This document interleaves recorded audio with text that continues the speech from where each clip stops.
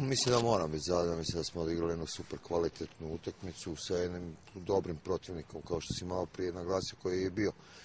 u Champions ligi, tako da mogu čestitati mojim momcima, pogotovo i prvo, a i drugo polo.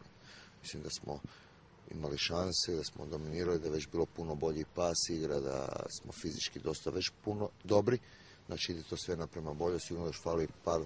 finesa u cijeloj toj priči, ali ja mislim da trebamo biti svi ovdje zadovoljni pošto je ovakve jedne dobro odigrane utakmice, znači htjenje, agresivnost, požrtvovanost u svakom smislu i na kraju je bilo tu jako i kvalitetnih i pasova i akcija i tako na kraju 1-1, na penale smo izgubili, ali penale su lutrija, tako da mogu mojim momcima čestitati za današnju utakmicu. Faze uigravanja svih igrača, ali ja mislim da smo danas da su pokazali zašto je Tošić se vratio Maksu, zašto smo uzeli i bio nam je pik iz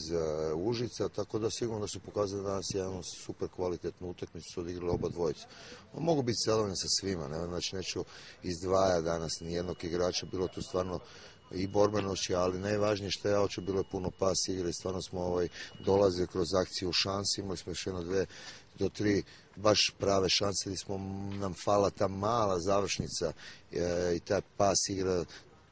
taj zadnji pas prema golu, ali ja mislim da moramo biti današnjim utakmicom jako zadovoljni, ipak to je tek